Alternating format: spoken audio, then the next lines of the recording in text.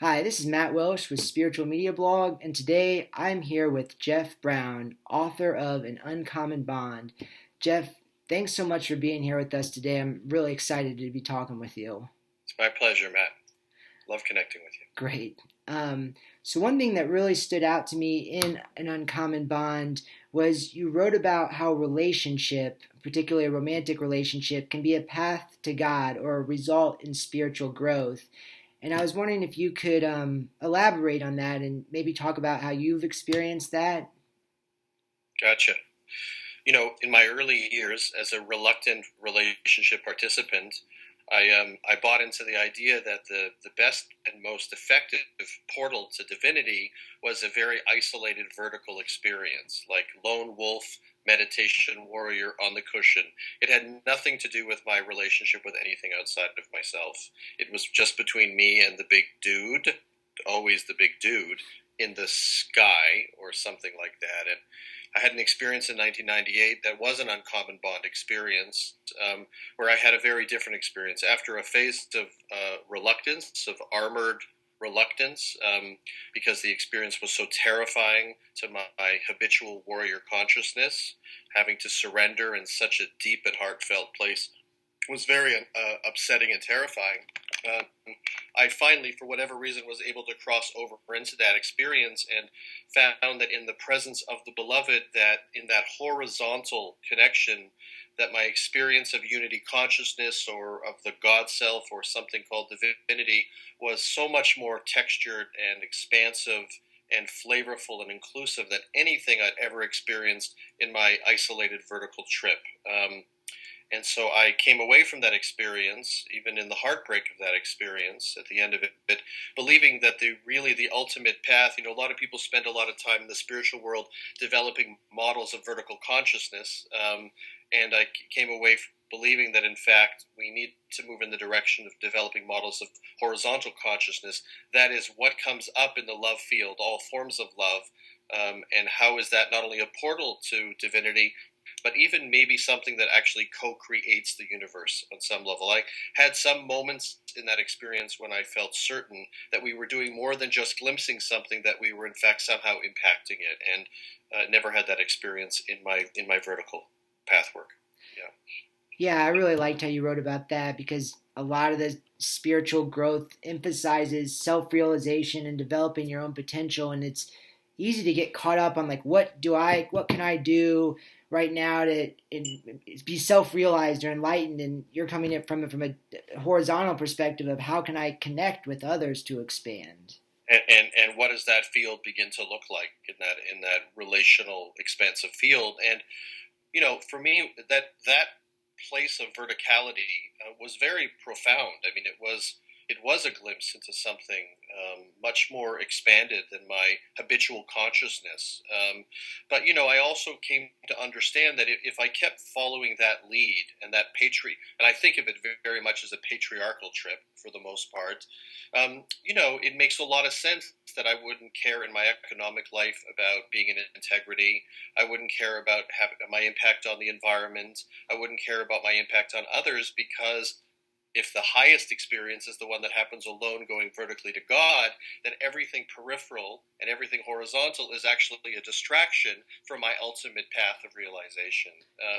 So to me, I don't think there's much of a difference ultimately between that perspective and some of the pathological behavior we see in relation to the environment, some of the narcissistic behavior we see in relation to corporate behavior. All of that, to me, is coming from the same place, which is self-realization is really a solitary experience, and has nothing to do with anything outside of me. So, you can see the meditative dude, the guru in the cave for 35 years, and those annoying relational women who all they want to do is talk about feelings and dynamics and all kinds of things like that. They come to the cave entrance, they leave the milk at the front door, and they scurry back to the village to deal with their secondary matters. And ultimately, I think that that's really a big part of the problem on this planet. We need to go horizontal, or we're not going to be here for very long. Yeah, I agree. But I'm also wondering how do you balance being in a relationship and having that horizontal connection, but not losing yourself in a relationship and still Yeah. maintaining your sense of self and identity. Right. So in the Uncommon Bond literature, Jeannie Ochterberg wrote about this in a really powerful article in Revision that I reference in the book itself. It was very clear that people who met and had these profound, uncommonly bonded love experiences at an early age had a very hard time sustaining them because they hadn't, their ego hadn't formed strong enough. They didn't have healthy enough boundaries. They didn't really know where they ended and the other began. And I think the more work we do to know where we end and the other begins, the more work we do to realize the self, to actualize and clarify our path, the more we can hold the space for that and not have to worry about getting enmeshed or losing the core self. Because once you have something to come home to, you always have something to come home to. The key is not falling into that kind of a powerful connection until you've done that kind of developmental work.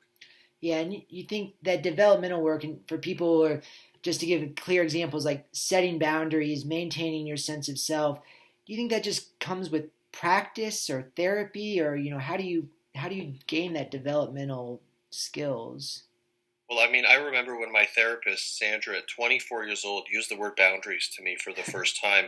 I felt like my head popped off my body. I was mystified and mortified and baffled by this concept of a boundary. The way I grew up in an environment where nobody knew where anybody ended or the other began, where everybody had a sense of demented entitlement, I needed to hear the term, I needed to have the term defined to me, and I needed to keep going back in and out of that therapeutic process, interfacing with what this word meant and how does this land in my real life. And yeah, I mean, I don't think it's something that's fundamental to the teaching. Conscious parenting is only something that's beginning to happen. So I think for a lot of us, it does have to be part of the therapeutic process. And ultimately, hopefully, it just becomes part of how we're raised as children. Yeah, that makes sense. And I think it's helpful for people to hear. And I kind of want to come back to that term uncommon bond, because it kind of it makes me think of the idea of soulmates, but I don't know if that's if it's related to that or if it's not related to that.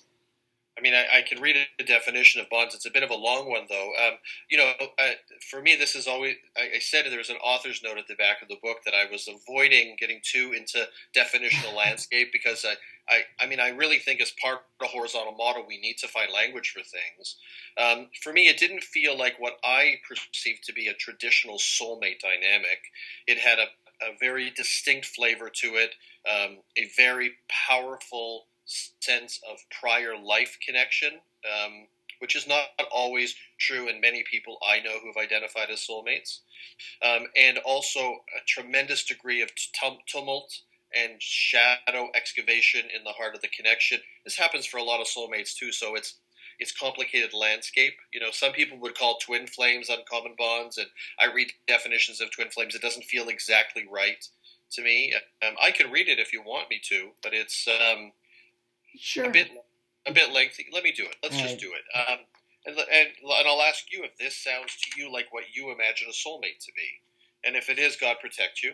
Um, Uncommon bonds are love connections that are sourced in the transcendent and transpersonal realms. The couple feels destined to have met. Their connection is sourced in grace.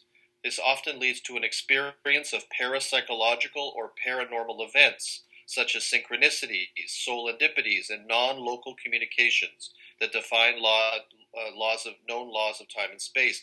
There's a knowing of pure recognition of the other, a feeling of being cut from the same cloth, a sense of having occupied the same body in a previous life, or perhaps one soul residing in two bodies. The lovers experience a prayer of gratitude and a sigh of relief as though coming home after decades of wandering. A transpersonal energy dances between and within them. And then it goes on to say, a soul-crafted dynamic, the relationship polishes the rough diamond of the soul.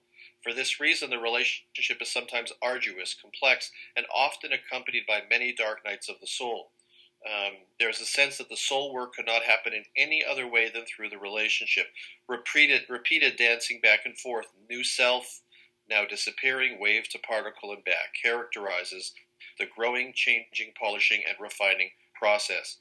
Whether experiencing separateness or union, the couple are always feeling passionately alive. So that's part of the definition. So does that sound to you like what you're after when you say you want to find your soulmate? To me, an uncommon bond sounds. I don't want to use the word deeper, but that's coming. It sounds like there's a little more internal work or a little bit more depth than a soulmate. I don't know if I want to use the word depth, but it I seems would like say a little less. I would say a little less sweetness. yeah, that's what I'm looking at. There's a little more work with an uncommon bond. It seems like. Right. Uh, So Jeannie Ochterberg, she has this quote. I'll just read this quickly. The telling of the story of uncommon bonds creates a new myth for relationships that involves the evolution and transformation of our being.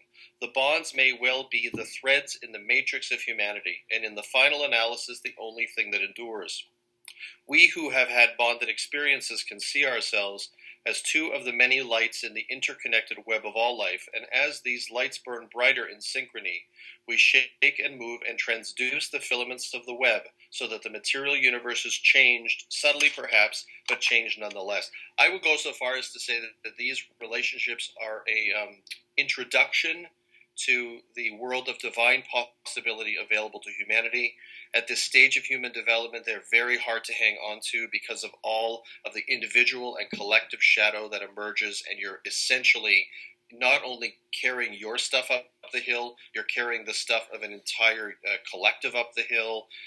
But they give us a glimpse of the level of connectiveness that's possible and the opening of the heart connections to the universe that may not be available through the sweeter, more wonderfully sustainable soulmate connections that we often think of. yeah, it sounds like there's almost more possibility for growth, but also maybe more For internal. suffering, more possibility for suffering too. Yeah, Now, other soulmate people would tell you this is the same as what they've experienced. It's always, of course, it's difficult. Your great love uncovers everything unlike itself. Anytime you find a great love, it's going to bring up your shadow, everyone else's shadow, and so I think we're only at the beginning of making these distinctions, and it's good to talk about it. But I don't ever feel very firm in my response to those questions. I mean, yeah, it's hard to put words onto something that's so hard to describe. Yeah, yeah. That's what the beauty of it is. It's indescribability. Yeah, Anyway, too. and not to complicate things, but I do have a more complicated question, perhaps. When you talk about this idea of synchronicity and destined, um, I mean, that almost makes me wonder, like, are uncommon bonds destined to meet in a lifetime if they've met in a prior lifetime, or what does that mean?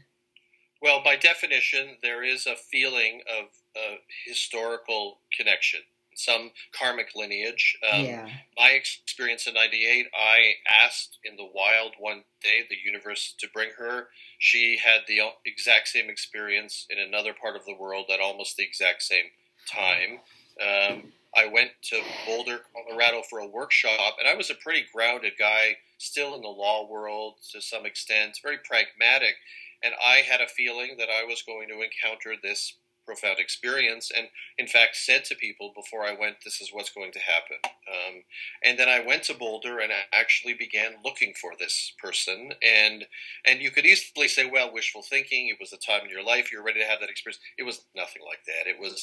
The moment of that first reconnection moment. It was like this being and I had known one another forevermore, and this was absolutely destined in this lifetime. Now, what it was destined for was what it got there. The confusion was the assumption that it's destined because you're supposed to live happily or semi-happily ever after. That was the mistake, and that's what really the book addresses. This assumption we make that it means babies and marriage and all those things, as opposed to some other experience, transformative experience altogether.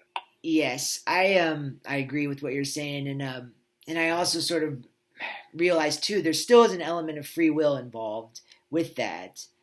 Um, but what would you say? I mean, what happens when you got two people who might be destined to meet, and one of them just I don't maybe for whatever reason they chicken out and decide not to, or maybe that's too harsh of a word, but they're destined to meet, and then one person decides this isn't happening. Yeah. Well, usually what happens, and it happened in that experience, and of course it happened in the book, that somebody was more or slightly more even prepared to hold the space for the dynamic, and the other was terrified. I mean, this is the problem with connections like this. We're not trained in love. We're not trained in authenticity. We don't know really much about living with an open heart in a world, survivalist world, that requires vigilance and armor still. I mean, so what a confusing experience it is to live in this world at this stage and have this experience, first of all.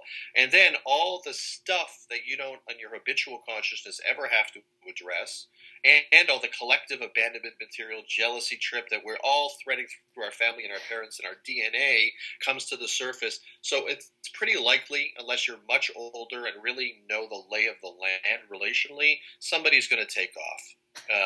And the legacy of Uncommon Bonds, where people are at a younger stage, is that at least one person takes off. And I get emails all day now from people who've read this book with their story, and always somebody took off. Now, in this book, it was the woman that took off, so that really turned around people's idea of who's always taking off. And, I'm getting a lot of emails now from people who've had the exact same experience, where the man was ready to hold the space and the woman wasn't. So it happens in every direction. In my experience, I was 36. She was in her mid-20s. I had done just enough work to be able to hold to it a little longer than she could, I think. But I also remember having glimpses in that very open space, and the heart was wide open, of feeling like that degree of vulnerability, that I was openness and aliveness, that I was cracked open to in the experience.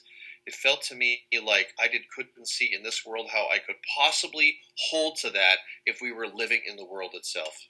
I kept saying we need to live on a mountaintop away from the world, or else this is an impossible thing to cultivate, because how do you go from that degree of opening to readjusting to the mundane, armored, and vigilant world? It's incredibly painful and difficult. Yeah, there's so many questions and comments I want to follow up with that. The first should acknowledge what you just said is, and in the book you talk about how painful and sad that is when a partner decides to leave that relationship. Doesn't make any. I mean, unless you know the lay of the land relationally, so that you understand what if you've never had really thought much about these things, and then this profound experience happens, it is so confusing when somebody, one way or the other, finds a way to push it off. You begin to, because you've now entered into this serendipitous realm where you're eating synchronicity for breakfast, I used to say.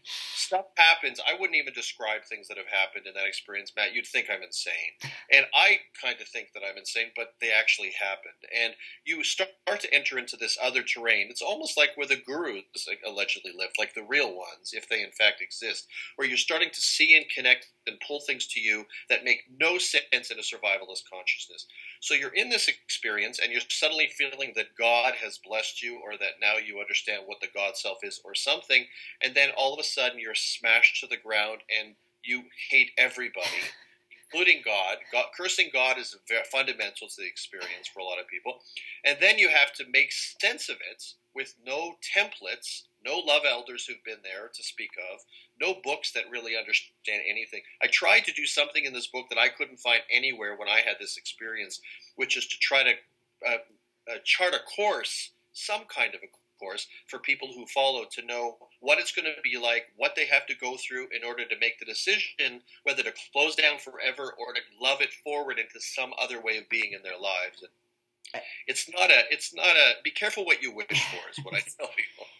Yeah, no, I mean, what I liked about that book, and a lot of your other books too, is, I mean, you talk about the fact that you have these human emotions even though you're on this spiritual journey, whereas some gurus are like, you know what, just be happy, just think positive thoughts. And perhaps there's a place for that and a time for that, but your book really explores the idea of like, it's okay to be sad, it's okay to be angry. Those emotions, you can work through them. You don't want to stay stuck in them, but you can work through them and grow from them.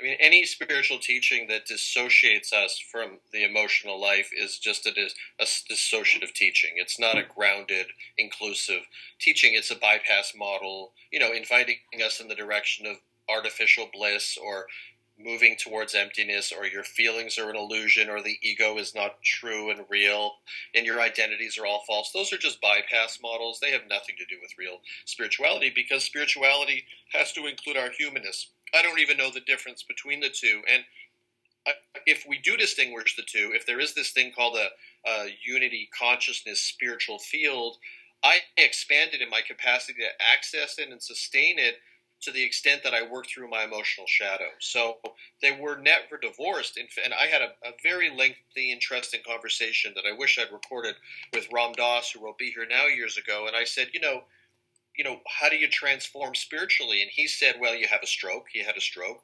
Or you get into a very serious car accident. And I said, why do you have to go to those extremes? Why don't you just work your mother stuff? Repressed emotions are unactualized spiritual lessons. Just work your material and you'll grow in your capacity to hold the space for a spiritual field. And then you'll ultimately realize there's no difference. Yeah, I agree. And I think I have a good understanding of what you mean when you say work through your emotions. But for some people out there, they might not know what that means. So, I mean, what does that mean? And I guess, how do you balance working through and expressing your emotions, but still not letting them take control over you? I think if you don't work them through, they're going to absolutely take control over you. Because Yeah. I mean, you can artificially manage them, but that stuff is going to seep through. I call it the power of then. I mean, forget the power of now. Almost nobody's in the now. It's just a big fat lie. Most of us are ruled by the power of then. So, for me, for example, let's say you had an abandonment wound, for example, that kept coming up in your relationships, a jealousy pattern, whatever that is. So you can either pretend it isn't there and do the positivity bypass until you get into a real relationship and you're clinically insane. Or you can decide to take it into therapeutic process and to begin to work the core and source material and maybe do somatic psychotherapy. And it doesn't mean it all goes away, but you can transform the material and you can grow and expand in relation to it. So the next time the projected abandoner shows up in your life, you're able to manage it, name it, identify it, work with it, and not have your whole life get turned upside down. So there's an example. And to the extent that you work that can hold the space for the wound without being reactive, to me, you've actually matured in your emotional field and therefore matured in your spiritual field. I mean, for me, emotional maturity and spiritual maturity are essentially synonymous. And if you don't do the work, then there's some way in which you're going to move through your life in some fragmented or fractured way and not be able to have a complete experience. Yeah, so I kind of like what you said, and just so I'm clear, and helps me too. Kind of part of this work is just simply being able to identify and recognize the emotion and hold space for it without being super reactive. Is that accurate? Well, super for sure. To me, it's about trying to ultimately, if possible, to try to heal the core material. To actually be able to see the trigger material Uh-huh. as something that points you back in the direction of the source material. So instead of projecting it into the relationship, you go back to the inner child work, for example, and to do some kind of a healing or transformative process. I mean, you can do cognitive stuff. You can lean into mechanisms and meditations and affirmations and stuff. But I'm not that afraid of the shadow. So for whatever reason, I'm okay to go as close to the fire as I can go. And I have found that over time, I've been able to expand in the rest of my life, all the other fields and dimensions, because of that primary work. You have to create space for it. You have to make time for it. And nowadays, in this very overstimulated world, we're moving in the direction of band-aid approaches to spirituality and psychology because it takes a lot of time to transform and heal a consciousness. It took 20 years to fuck us up. It's going to not take 5 minutes to get us right. I mean, that's just the way it is. And for some reason, I come from that old working ethic where I'm used to doing this forever more. But the challenge now is encouraging people to, how many people say, and you're working with people, they often say to me, how long is this going to take? And I always say it's going to take your whole lifetime. And they don't want to hear that, but that's the dance. Yeah, and not to sound super logical or ask for a band-aid approach, but when you say transform it and healing it, is that just like talking about it with someone who feels like can give you more insight into it and let you sort of express it? Is that what that looks Well, not like? for well, talk therapy can be very helpful. It was helpful for me. I mean, you have to be careful that it isn't too cerebral. Right. Excessive analysis perpetuates emotional paralysis. So I've have to be careful about that. And my experience was, and many that I know, is that after a while we reached a stage where it wasn't very helpful anymore. And having insight was fine as long as the insight is resonant with you. Some people, as you know, like Carl Rogers' approach was more to reflect back what the person said so they felt seen and supported, and then they came to their own conclusions. There's a million ways to do it. I ultimately believe very much in somatic psychotherapy. I believe bioenergetics, core energetics, Peter Levine's SE work. There's some Reichian work out there I'm hearing about now. Ultimately goes much deeper in the transformative process. I don't believe in the monkey mind. I believe in the monkey heart. And I think if you can transform the physical and emotional body, your thinking changes. And if you try to go top down from the mind to alter and affect the emotional body, I think those are mostly manipulations and containment models. And so I'm really a somatic psychotherapy junkie, basically. But again, it depends, Matt, how deep somebody wants to go and how far they want to go on the path. I mean, for some people, they just want to get some managing tools. I had a client like that. I gave him meditations. He said, Jeff, I don't want to go near the fire of any of that other material. Just give me a few little meditations to calm me down when I'm anxious. That's good enough for me. We did that. He said after 3 sessions, perfect. Thank you. God bless you. And he left. And others want to go all the way down into the body cavity itself to transform from the inside out. It's up to you. Well, thanks for sharing that. I think that's helpful for people to kind of be able to hear and see some of those strategies. Not to call them strategies because I know they're much more deeper than that. All right, to shift gears a little bit. I mean, I guess you'll have to forgive me for asking very like pragmatic questions, but say there's people out there who would like to have this uncommon bond or a relationship that helps them grow spiritually, but they're just not having success. They're not able to get into a relationship. What advice would you have for them? Well, I mean, the first and most obvious question I'd ask them if they actually have done the preparation work to manifest the kind of connection that some part of them thinks that they want, and they may have. And then the next question is, what kind of people are they resonating with and connecting with?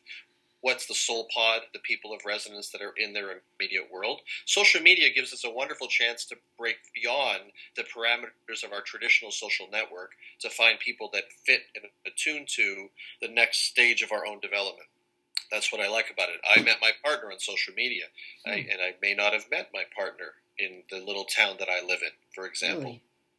So now, I mean, I'm curious. I guess you don't have to answer this. When you say you met her on social media, did you guys message each other? Or was it a comment how did you guys connect? Or if you don't want to talk about that. Susan and I were on Facebook. She'd been on my Facebook for a while, but we'd had very little contact. And then I think I wished her a Happy New Year or something on her wall, and then we began to interact, and the rest is history. Yeah. That's awesome. That's great. And in fact, her writing to me on social media was so profound and so poetic. That's how I knew there was a poet living inside of her, that the voice of the female lover in An Uncommon Bond, Sarah, all of the things that she wrote to Lowen were things that I stole from our interaction on Facebook.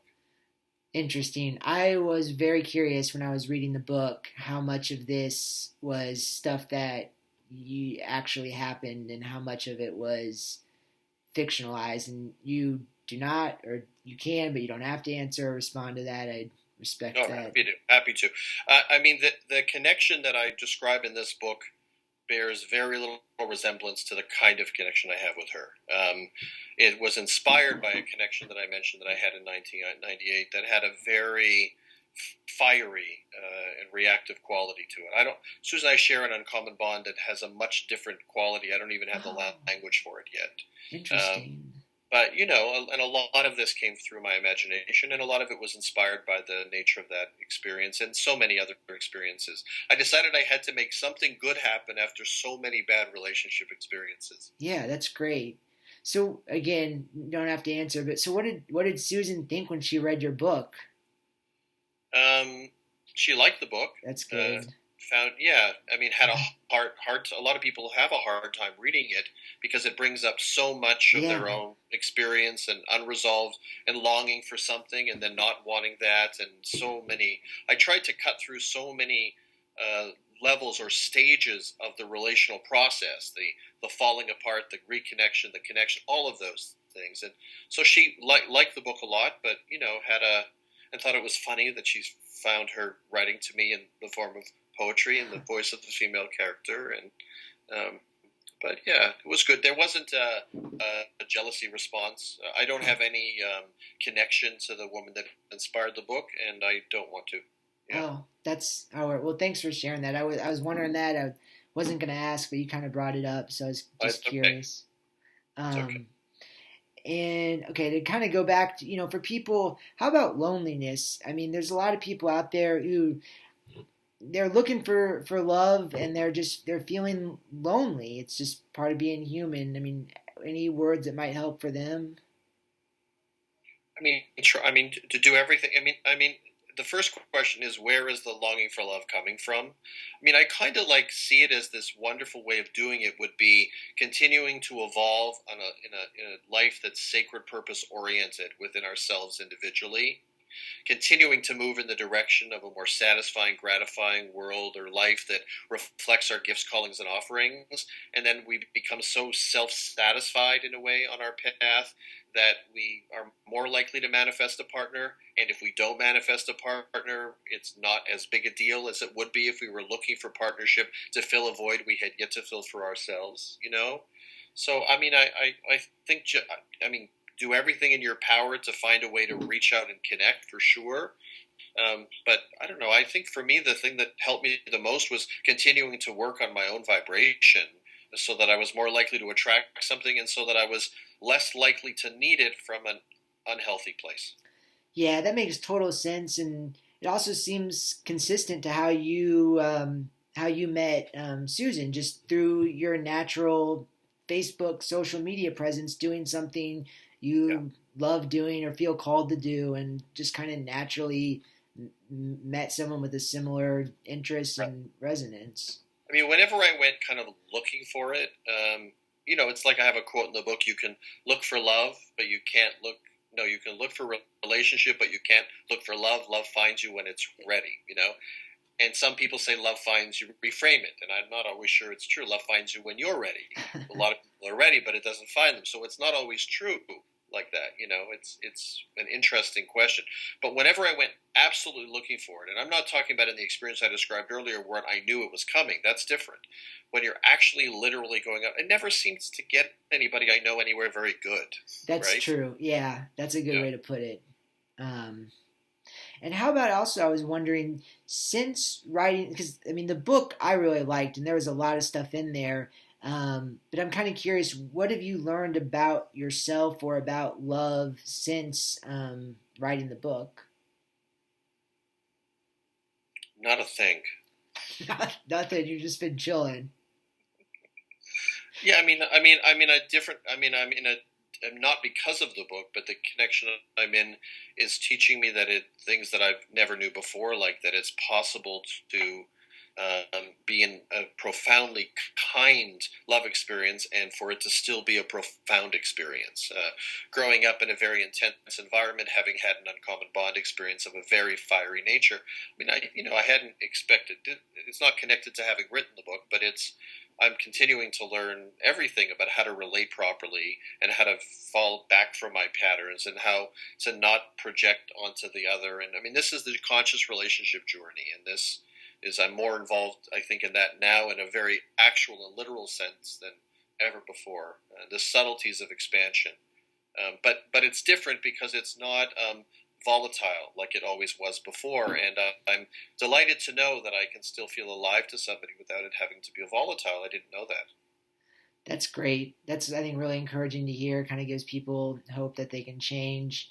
Um, I'm also kind of curious, how is your, I mean, obviously you've done a lot of personal and internal work since you used to work as a lawyer, but I'm curious, how is it easier now to love and be in a relationship than when you were working as a lawyer, just because now your work is more consistent with something that is you might describe as your calling?